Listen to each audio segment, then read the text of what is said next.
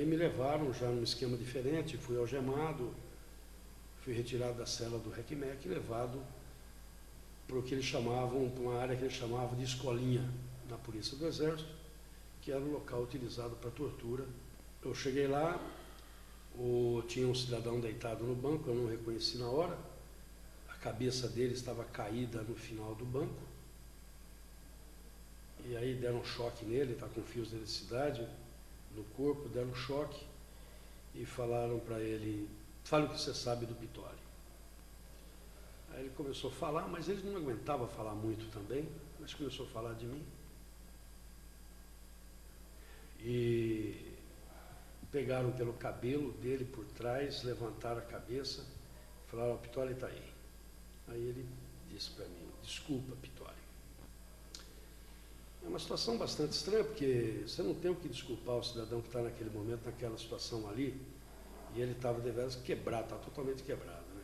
Judiaram muito dele. Aí a única coisa que eu me lembro é que eu chacoalhei a cabeça e eu levei um burro no estômago. Aí a coisa foi terrível e nós passamos quase que a noite toda da segunda-feira assim na tortura. Eu fui sair de madrugada, eu perdi a noção até de hora, fui arrastado para uma cela da própria PE, porque eu também não conseguia andar, e fiquei um bocado ruim durante um certo tempo. Ali na PE nós tínhamos muitos presos políticos, muitos presos. E, de repente, a partir de um certo período, o pessoal começa a ser transferido para o DOPS. Eu recebo, então, a visita de 3 presos estudantes, 3 ou 4. O Zé Dirceu, o Vladimir Palmeiras, o Travassos. Eles chegam vindo da Praia Grande, eles eram da UNE, lideranças nacionais estudantis muito importantes, e eles estavam vindo da Praia Grande, onde eles tinham certa regalia, porque o Vladimir Palmeiras era filho de um senador da República. Então eles jogavam futebol, de salão, em uma praia, e etc., comiam no cassinos oficiais e tal. Nós ficamos juntos até agosto,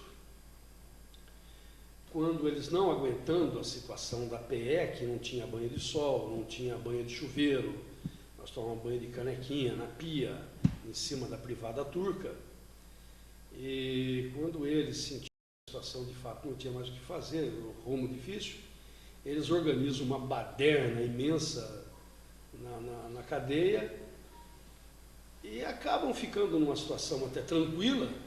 E eu, pelo contrário, por ser preso mais perigoso, sei lá como eles denominavam, né, classificavam, me mandaram para a Praia Grande, para o quartel que era comandado pelo coronel Erasmo Dias, o 6º Grupo de Artilharia de Costa Motorizada, também conhecido como Fortaleza de Itaipu.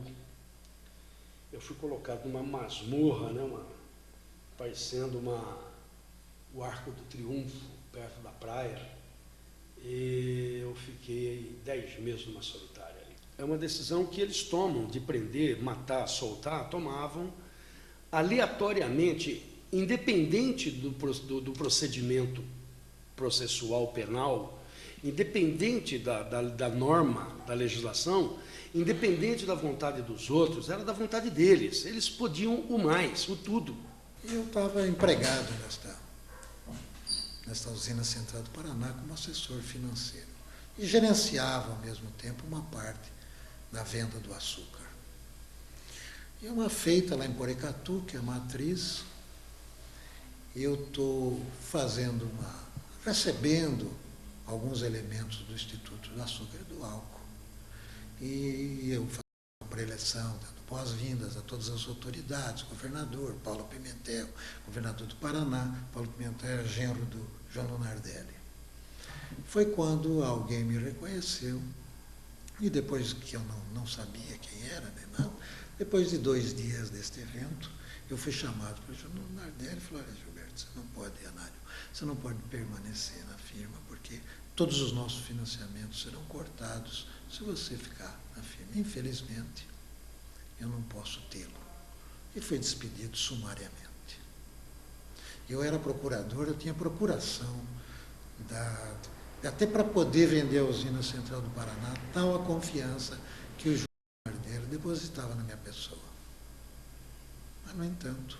Eu fui afastado das aulas do São José, do Colégio São José, e das aulas do Colégio do Estado, naquele tempo José Ranieri.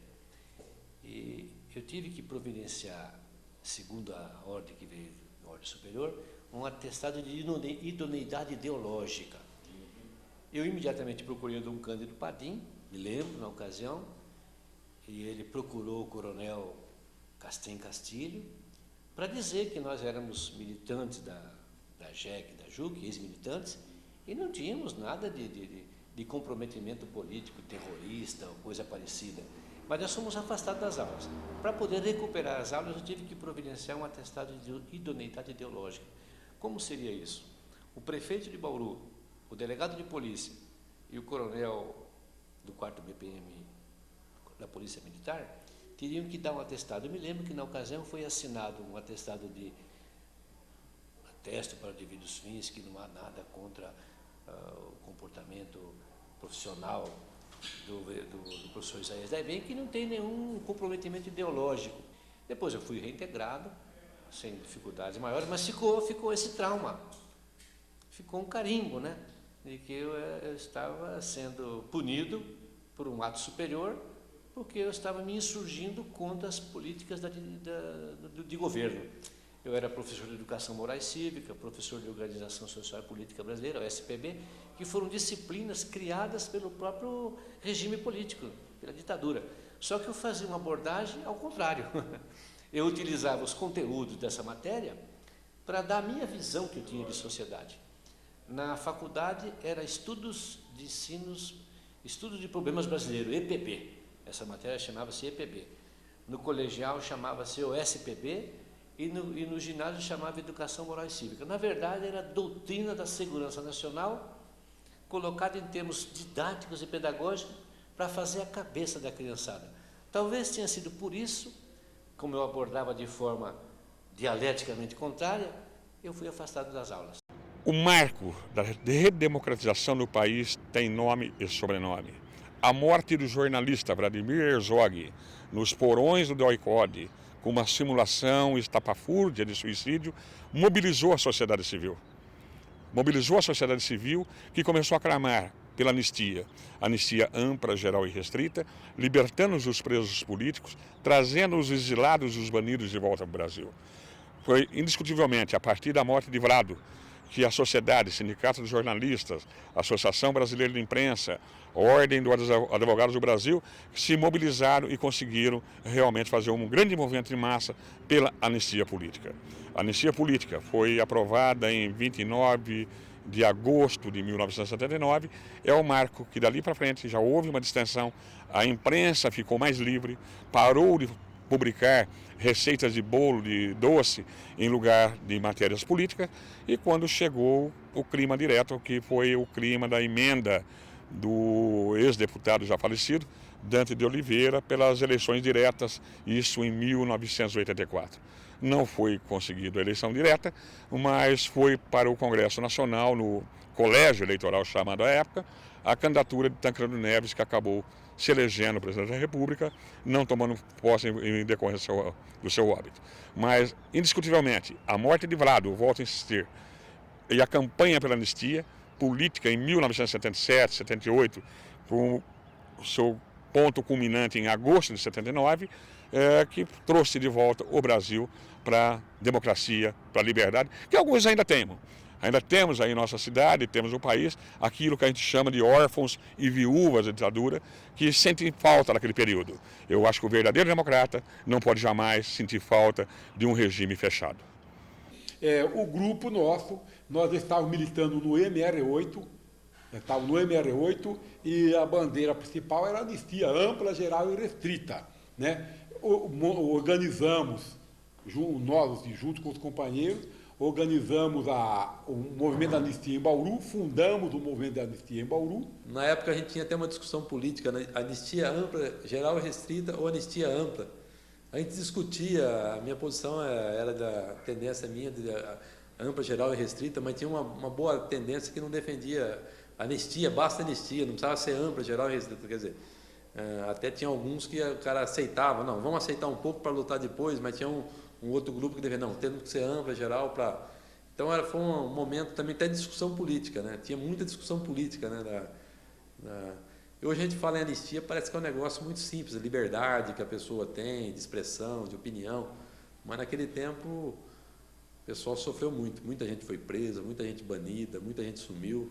Depois do golpe, a coisa ficou assim, aí nós vimos a extensão do perigo que todos estavam correndo. Quantos não foram mortos?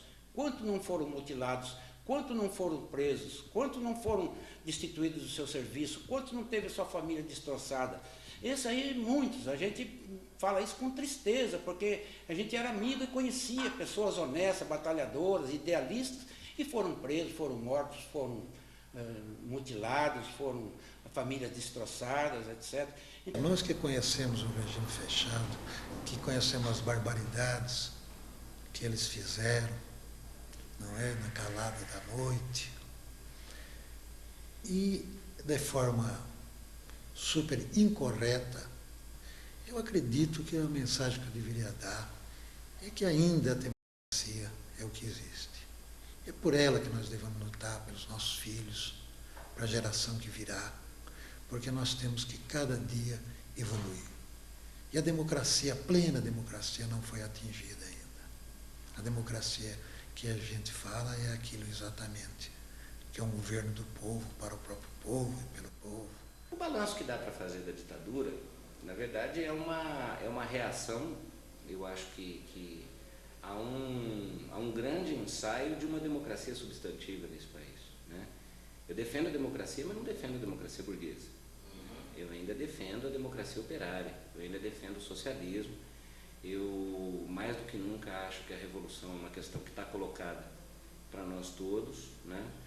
Eu acredito na construção de um partido revolucionário, não sei em que momento nós vamos conseguir construir isso, mas tudo isso é a escola dessa militância. Então, lutar pela liberdade vale muito a pena, sim. A anistia foi assim, um processo de conquista da sociedade, até porque aqueles homens que afinal eram carimbados como comunistas, como perigosos, nada mais queriam do que uma sociedade justa, democrática, plural, soberana, humanista, socialista. E a sociedade brasileira, sensível a isso, ela aderiu de forma assim, espontânea e imediata à anistia. Anistia é perdão. Perdão é que tipo de crime? O crime de pensar. Eles foram castigados porque pensavam, mas o que eles pensavam? Uma sociedade mais democrática, mais aberta. O socialismo, o marxismo é um profundo humanismo.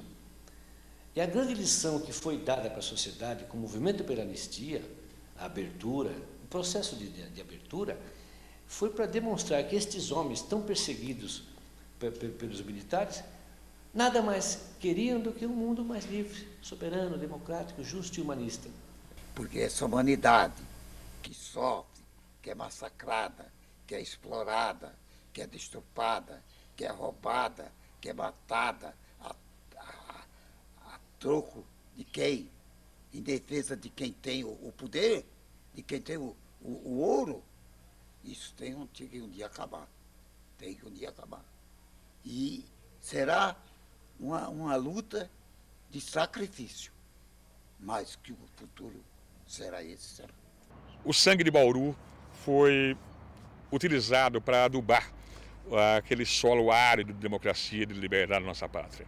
Quando a gente fala em Bauru, a gente não pode esquecer jamais de Maria Lúcia, de Lúcio e de Jaime Petit da Silva, bauruenses que foram combater no Araguaia contra a ditadura militar e que lá tomaram morte. Infelizmente, até hoje, tão somente os restos mortais de Maria Lúcia foram localizados.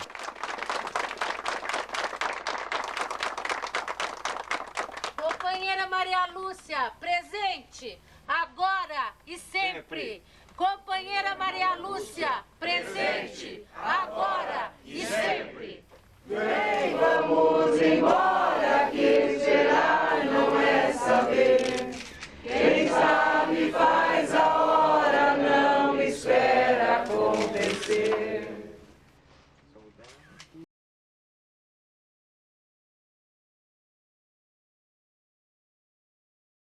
Mãe, essa história é muito triste. Nunca mais quero ouvi-la. A minha turma vai lutar pela liberdade.